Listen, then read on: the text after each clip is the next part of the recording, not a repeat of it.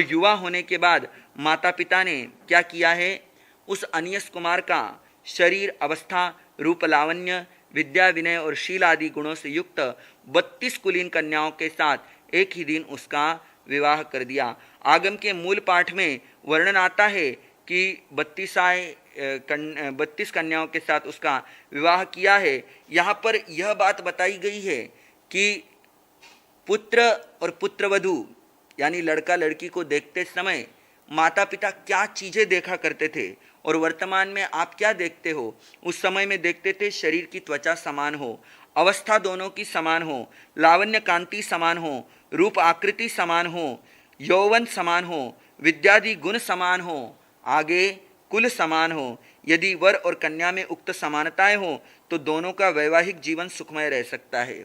वर्तमान में ये सब तो आप देखते ही हो, साथ साथ में आप देखते हो स्टेटस समान है कि नहीं है, मेरी बराबरी का वो व्यक्ति है या नहीं है, मेरे घर के आगे अगर बढ़िया कार खड़ी है तो उसके घर के आगे है कि नहीं है। इस तरह से देखा जाता है, जबकि आचार्य भगवान फरमाते हैं कि जाति संपन्न, कुल संपन्न यह होना चाहिए, इसके साथ समझौता नहीं करना चाहिए, उत्तम संस्कार होने चाहिए, धर्म के प्रति मन के अंतर्गत एक विशेष आस्था होनी चाहिए, धर्म के प्रति श्रद्धा होनी चाहिए, तो निश्चित रूप से आगामी जीवन जो है वो सुंदर होता है। उक्त समानताएं हो तो दोनों का वैवाहिक जीवन सुखमय रह सकता है, दोनों में परस्पर प्रेम का संवर्धन हो सकता है और दोनों अभ्युदय के मार्ग पर सुखपूर्वक चल सकते हैं। इसी कारण लौकिक व्यवहार में अनमोल विवाह, वृद्ध विवाह दुख के उत्पादक और समान विवाह सुख के साधक माने गए हैं।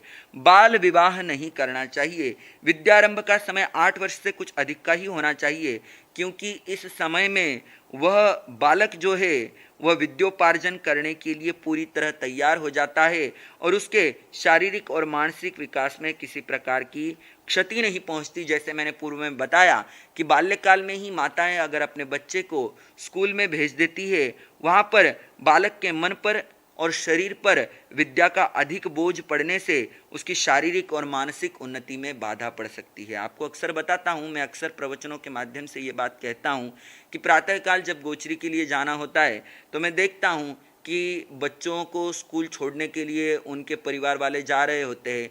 इतना बच्चे का वजन नहीं होता है जितना उसके बस्ते का वजन होता है, उसकी स्कूल बैग का वजन होता है। वो स्कूल बैग को संभालने में सक्षम नहीं है और उसको स्कूल छोड़ने के लिए हम तैयार हो जाते हैं।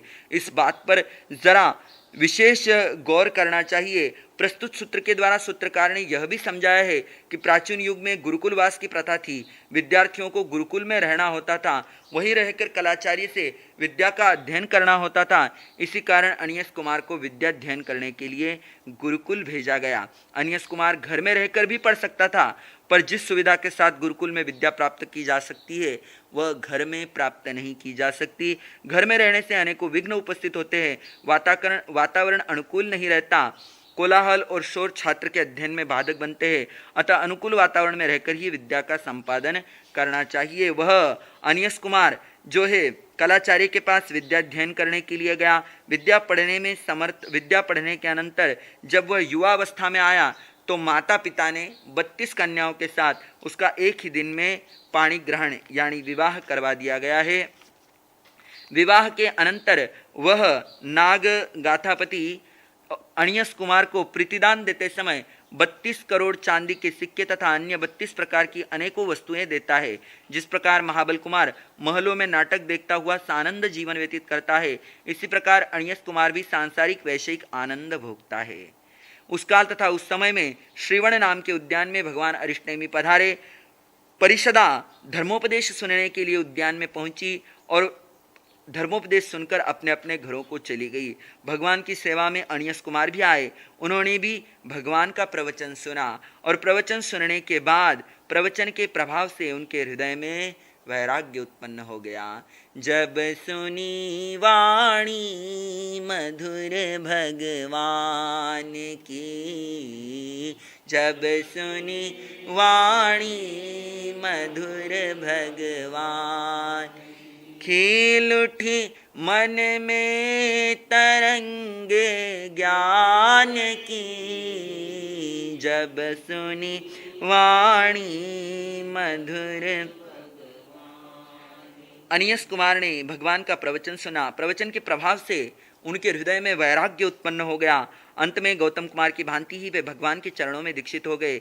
दीक्षित होने के अनंतर उन्होंने आचारांक से लेकर 14 पूर्वों का अध्ययन किया, 20 वर्ष की दीक्षा का पालन किया। अंत में 1 मास की संलेखना द्वारा शत्रुंजय पर्वत पर सिद्ध गति को प्राप्त किया। सुधर्मा स्वामी कहते हैं, हे जम्बू, इस प्रकार श्रमण भगवान महावीर स्वामी ने अष्टमंग अंतकृत दशांग सूत्र के तृतीय वर्ग के प्रथम अध्ययन का अर्थ प्रतिपादन किया है।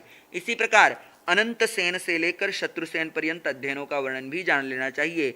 सबका 32-32 श्रेष्ठ कन्याओं के साथ विवाह हुआ था। सबको 32-32 करोड़ अनेकों वस्तुएं दी गई थी। 20 वर्ष तक संयम का पालन किया, 14 पूर्वों का अध्ययन किया। अंत में 1 मास की संलेखना द्वारा शत्रुंजय पर्वत पर 5 ही सिद्ध गति को प्राप्त हुए। यहाँ पर विशेष वर्णन आ रहा है कि नाग गाथापति सुलसा गाथापत्नी ने अपने अनियस आदि कुमारों का जब पाणी ग्रहण किया तो उनको प्रीतिदान दिया गया। प्रीतिदान यानी क्या? किसी भी हर्ष के प्रसंग पर प्रसन्नता के साथ दिया जाने वाला पुरस्कार या उपहार प्राचीन समय में प्रीतिदान के नाम से प्रसिद्ध था। ध्यान देने की बात यह है कि कन्या पक्ष की ओर से, लड़की वालों की ओर से लड़के वालों को जो दिया जाने वाला धन है, जिसे आजकल दहेज कहते हैं, प्राचीन समय में वह दाय कहलाता था। गौतम कुमार के प्रकरण में दाय शब्द का प्रयोग हुआ है। गौतम कुमार को दाय यानी कन्या पक्ष की तरफ से वह मिला था, किंतु यहाँ पर प्रीतिदान शब्द आया है, यानी स्वयं नाग गाथापति सुलसा गाथापत्नी ने अपनी 32 पुत्र वधुओं के लिए जो है वह प्रीतिदान दिया है। यानी ससुर ने अपनी पुत्र वधुओं को वह 32-32 करोड़ का जो है 32 कन्याओं को जो है प्रीतिदान दिया है। वैसे आगमों में दाय और प्रीतिदान दोनों ही शब्दों का यथा प्रसंग समान अर्थ में भी प्रयोग मिलता है। तृतीय वर्ग का 7वां अध्ययन सारण कुमार। उस काल उस समय में द्वारिका नाम की नगरी थी। उसमें वसुदेव नाम के राजा राज्य किया करते थे। धारिणियां उनकी रानी थी। गर्भाधान के पश्चात उसने स्वप्न में सिंह देखा। समय आने पर बालक को जन्म दिया। नाम रखा गया सारण कुमार। उसका 50 कन्याओं के साथ विवाह हुआ। पिता ने 50 प्रकार के दहेज दिए, 50 दहेज दिए। तदनंतर भगवान अष्टमी के चरणों में उपदेश सुनकर वह वैराग्य को प्राप्त हुआ, साधु बना। 14 पूर्वों का अध्ययन किया। 20 वर्ष तक संयम का पालन करके 1 मास की संलेखना द्वारा शत्रुंजय पर्वत पर सिद्ध गति को प्राप्त किया। सारण कुमार का शेष वर्णन गौतम कुमार की भांति समझ लेना चाहिए। सारण कुमार के जीवन चरित्र से साधक को अपने जीवन में शिक्षित बनने का प्रयास करना चाहिए। अपने जीवन को शिक्षित करना है, भोगमय जीवन को त्यागना है, धर्म में दीक्षित होना है, संयम का पालन करना है और संयम का पालन करने के बाद अध्यात्म साधना के द्वारा निर्वाण पद को प्राप्त करना है। आगे वर्णन आ रहा है आपके सामने तृतीय वर्ग के 8वां अध्ययन गज सुकुमाल अणगार का। 6 अणगारों का वर्णन उसमें आ रहा है। पुनः प्रश्न करते हैं आर्य जम्बू स्वामी की, हे भंते, आपने जो 7वें अध्ययन तृतीय वर्ग के 7वें अध्ययन का भाव सुनाया वह मैंने आपके श्रीमुख से सुना। अब कृपा कर 8वें अध्ययन का भाव बतलाइए। तो जम्बू कुमार के प्रश्न के उत्तर में आर्य सुधर्मा स्वामी कहते हैं, उस काल और उस समय में द्वारिका नाम की नगरी थी। उस द्वारिका नगरी के बाहर उद्यान में भगवान अरिष्टेमी पधारे। उस काल तथा उस समय में अरहंत अरिष्टेमी भगवान के 6 शिष्य थे। कितने शिष्य थे? 6 शिष्य थे। ये 6 सगे भाई थे। वर्ण, त्वचा और आयु में एक दूसरे से समान प्रतीत होते थे। वे 6 भाई ऐसे थे जो वर्ण, रंग, आयु, कद काठी में एक जैसे दिखते थे। जैसे वर्तमान में हम कह ले जुड़वा तो 2 ही होते हैं, परंतु ये 6 थे, एक जैसे दिखते थे। उनका वर्ण नीलकमल, महिष यानी भैंस के श्रृंग के अंतर्वर्ती भाग गुलिका रंग विशेष और अलसी के समान था। उनका वक्षस्थल श्रीवत्स नामक चिन्ह से चिन्हित था। उनके सिर के केश फूल के समान कोमल और कुंडल के समान वर्तुल गोल अर्थात घुंघराले थे। वह वैश्रमण देव के पुत्र के समान प्रतीत होते थे। उक्त 6 भाई जिस दिन अरिहंत भगवान अरिष्टेमी के चरणों में साधु बने और घर को छोड़कर दीक्षित हुए, उसी दिन भगवान के चरणों में वंदना नमस्कार करते हुए निवेदन करते हैं, हे भंते, हमारी हार्दिक इच्छा है यदि आप आज्ञा प्रदान करें। जैसे मैंने कल भी आपको बताया था, हमारी हार्दिक इच्छा है यदि आप आज्ञा प्रदान करें तो जीवन पर्यंत बेले बेले तप द्वारा अपनी आत्मा की शुद्धि करे। गुरु से किस प्रकार आज्ञा ली जाती है, वंदन नमस्कार किया, अपने मन की भावना बताई और बताते हुए यह भी बताया, यदि आपकी आज्ञा हो तो मैं इस प्रकार अपनी आत्मा की शुद्धि करना चाहता हूँ। अपने शिष्यों की विनीत प्रार्थना सुनकर भगवान अरिष्टनेमि कहने लगे, हे देवानुप्रियो, जैसा तुम्हें सुख हो वैसा करो, पर शुभ कर्म करने में विलंब नहीं करना चाहिए। भगवान से आज्ञा मिल जाने पर 6 भाइयों ने जीवन पर्यंत बेले बेले तप की आराधना प्रारंभ कर दी। वे आत्म साधना में लग गए। वे 6 कैसे थे, तो आगम में उनके लिए कुछ शब्द आते हैं। सरिसया, समान आकृति वाले, सरितया, एक जैसी त्वचा थी जिनकी चमड़ी जो है एक जैसी थी, सरिवया, जिनकी आयु एक समान, जिन्हें सदृग वय कहते हैं, उनके शरीरों की अवगाहना एक जैसी थी। उन 6 को यदि खड़ा कर दिया जाए तो वे एक जैसे कद वाले प्रतीत होते थे और एक जैसी आयु वाले लगते थे। 6 भाई नील वर्ण के थे। श्रीवत्सम की वच्छा, उनका वक्षस्थल यानी हृदय के मध्य में जो है श्रीवत्स का उनका जो चिन्ह था, महापुरुषों के हृदय का एक ऊंचा अवयवाकार 9 कोण वाला चिन्ह होता है जिसे श्रीवत्स कहते हैं। आमतौर पर आपने मंदिरों में भगवान की मूर्ति के जो है हृदय स्थल पर यह चिन्ह देखा होगा। कुसुम कुंडल भद्दालया, जिनके बाल कुसुमों के समान कोमल और कुंडल के समान गोल और घुंघराले थे। नल कुबर समाना, जो सौंदर्य लावण्य आदि गुणों से नल कुबर के समान थे। नल कुबर वैश्रमण देव का पुत्र माना जाता है जो सौंदर्य आदि गुणों से अनुपम है। इस तरह वे 6 भाई थे। उन 6 भाइयों का जो है उन्होंने दीक्षा ले ली। भगवान के श्री चरणों में निवेदन किया, हे भंते, आपकी आज्ञा हो तो हम जीवन पर्यंत बेले बेले तप की आराधना करना चाहते हैं। इसके अनंतर वे 6 अनगार किसी समय बेले के पारने के दिन प्रथम प्रहर में स्वाध्याय करते हैं। गौतम स्वामी की भांति ही जीवनचर्या करते हुए भगवान अरिष्टनेमि के चरणों में निवेदन करते हैं, भगवान, आज हमारा बेले का पारणा है, अतः हम चाहते हैं कि हम 6 भाई 3 भागों में विभक्त हो जाए, यानी 2-2 की एक टोली बन जाए, एक संघाड़ा बन जाए और द्वारिका नगरी में भिक्षा के लिए भ्रमण करे। इसके लिए आपकी आज्ञा चाहते हैं। भगवान अरिष्टनेमि फरमाते हैं, हे देवानुप्रियो, जैसे तुम्हारी आत्मा को सुख हो वैसे करो। भगवान की आज्ञा मिल जाने पर वे 6 अणगार 2-2 की सिंघाड़ों में विभक्त हो गए। भगवान को वंदन नमस्कार किया, सहस्त्राम्र वन से निकलते हैं और 3 संघाड़ों में विभाजित होकर चपलता और शीघ्रता को छोड़कर शांत भाव से द्वारिका नगरी में भिक्षा के लिए भ्रमण करते हैं। साधु के लिए बताया कि भिक्षा के लिए जाने की विधि कैसी होनी चाहिए। गोचरी के लिए जाना है तो सर्वप्रथम गुरुचरणों में उपस्थित हो, वंदन नमस्कार कर गुरुदेव की आज्ञा ले और जाते हुए कैसे जाना है, चपलता और शीघ्रता को छोड़कर इरिया समिति का पालन करते हुए शांत भाव से वे भिक्षा के लिए भ्रमण करते हैं। यहाँ पर वर्णन आया है कि गौतम स्वामी की तरह उन्होंने क्या किया है, चर्या की है। कैसी थी गौतम स्वामी की चर्या या कैसी होनी चाहिए साधु की चर्या? प्रथम प्रहर में स्वाध्याय किया, दूसरे प्रहर में ध्यान किया, तीसरे प्रहर में सर्वप्रथम शांत भाव से मुखवस्त्रिका, वस्त्र और पात्र की प्रतिलेखना की और तत्पश्चात भगवान के चरणों में उपस्थित होकर गोचरी को जाने की, भिक्षार्थ जाने की आज्ञा मांगी है और इरिया शोधन पूर्वक शांत चित्त से वे भिक्षा के लिए गए हैं। भिक्षा के लिए जाते समय 2 प्रमाण हाथ भूमि देखते हुए इरिया समिति का पालन करते हुए वे निकले हैं। आगे घटना क्या घटती है, उन 3 संघाड़ों में से एक संघाड़े के दोनों मुनि, अब 3 संघाड़े बने थे, एक संघाड़े में 2 मुनि आ गए। दोनों मुनि द्वारिका नगरी के साधारण, असाधारण तथा मध्यम गृहों में भिक्षा के लिए घूमते हुए महाराजा वसुदेव की रानी देवकी के घर में प्रविष्ट हुए। घर में कहाँ घूम रहे थे? साधारण, असाधारण, मध्यम गृह, जहाँ पर साधु के लिए योग्य गोचरी मिले वहाँ पर साधु को जाना चाहिए। और वे गोचरी लेते हुए रानी देवकी के घर में प्रविष्ट हुए। जो ही रानी देवकी के घर में आए हैं, देवकी देवी ने अपने आसन पर बैठे बैठे देखा मुनि आए हैं। वो प्रसन्नता से फूली नहीं समाई और वह क्या है, तत्काल आसन से खड़ी हो गई, कहने लग गई, स्वागत है मुनिवर आए हैं, स्वागत है मुनिवर आए हैं, मेरे सौभाग्य सवाए हैं, स्वागत है मुनिवर आए, घर बैठे ही गंगा आई, कितनी ऊंची है पुण्याई, मैंने शुभ दर्शन पाए हैं, स्वागत है मुनिवर आए। निर्दोष आहार है, कृपा करो और मुझ पर भंते उपकार करो। वंदन कर भाव बताए हैं, स्वागत है मुनिवर।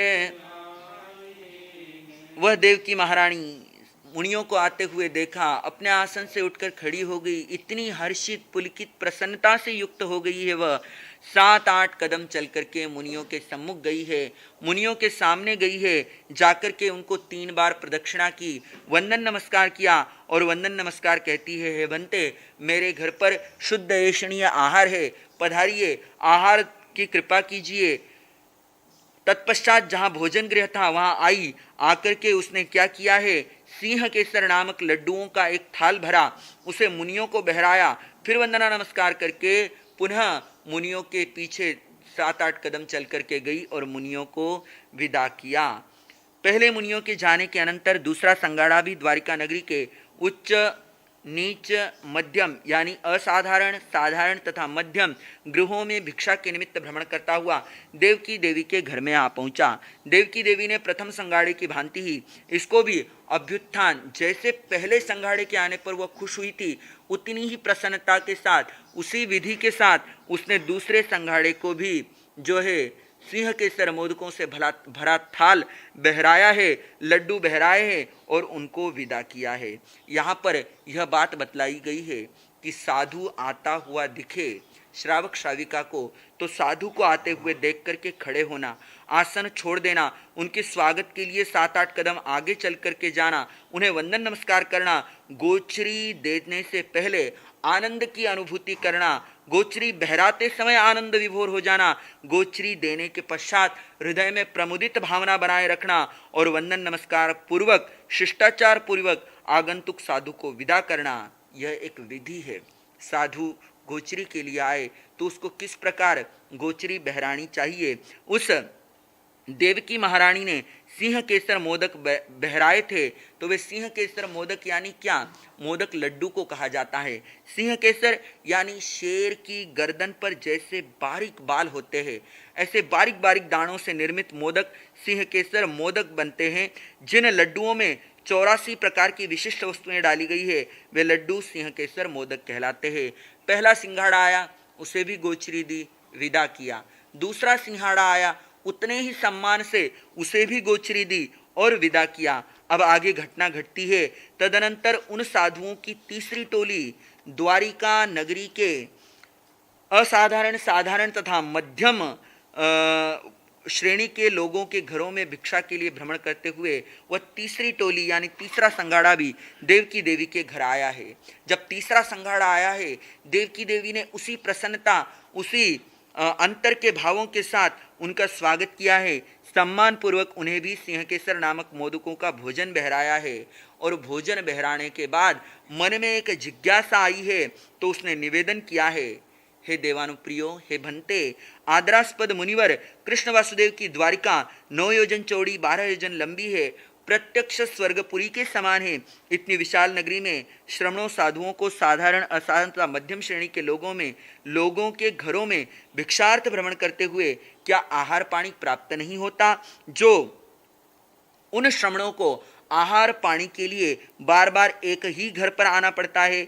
देवकी देवी के प्रश्न का उत्तर सुनते हुए वह मुनि बोले, हे देवानुप्रिय, हे भद्रे, कृष्ण वासुदेव की नगरी बड़ी विशाल है और देवलोक के समान है। इसमें भिक्षार्थ भ्रमण करते हुए श्रमणों साधुओं को आहार पानी नहीं मिलता, ऐसी कोई बात नहीं है। कृष्ण महाराज की द्वारिका में साधुजनों को आहार पानी को प्राप्त करने में कोई कठिनाई नहीं है।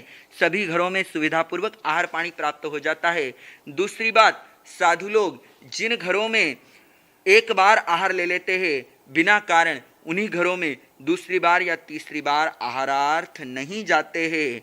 वह जो माता है वह प्रश्न करती है कि क्या इतनी बड़ी द्वारिका में घरों में गोचरी नहीं मिलती, जो साधुओं को एक ही घर में बार बार आना पड़ता है। वह माता कहती है, देव की माता, किस पुण्यशालिनी माता ने मुनिवर तुमको दुलराया है, सौभाग्य से ही मैंने गुरुवर चरणों का दर्शन पाया है। वे जो पुत्र हैं वे कहते हैं, वे जो मुनि हैं वे कहते हैं, हे देव की महारानी सुन ले, हम बार बार नहीं आए हैं, है एक समान छह भाई हम, छहो एक मात के जाए हैं। वो तीसरे संघाड़े के दो मुनि, उस माता देवकी के मन में एक शंका उत्पन्न हुई है, एक जिज्ञासा उत्पन्न हुई है। उसने बड़े ही विनम्रता के साथ उस जिज्ञासा को पूछा है। तो वे मुनि कहते हैं, देवानुप्रिय, वास्तव में बात यह है कि हम बद्दिलपुर के रहने वाले हैं। क्या है?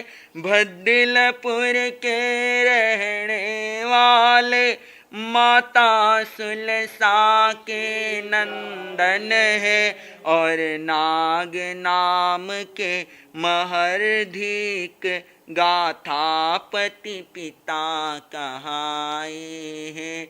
हे देवकी महारानी, बात वस्तुतः यह है कि हम बद्दिलपुर नगरी के निवासी नाग गाथापति और सुलसा गाथापत्नी के 6 पुत्र, 6 सगे भाई है, एक जैसे प्रतीत होते हैं, रूप लावण्य अवस्था में एक समान दृष्टिगोचर होते हैं। हमने अरिहंत भगवान अरिष्टनेमि के श्री हम सब ने फेरे खाए हैं, हे देव की महारानी सुन ले, हम बार बार नहीं आए हैं, प्रभु अरिष्टनेमि आए, हम वाणी सुन कर हर्षाए, संसार स्वप्न सा जान पड़ा, और भोग भुजंग दर्शाए। परमात्मा अरहंत अरिष्टनेमि भगवान इस द्वारिका नगरी में पधारे। हम उनकी देशना सुनने के लिए गए। देशना सुनी, मन में वैराग्य जाग गया, और उस समय में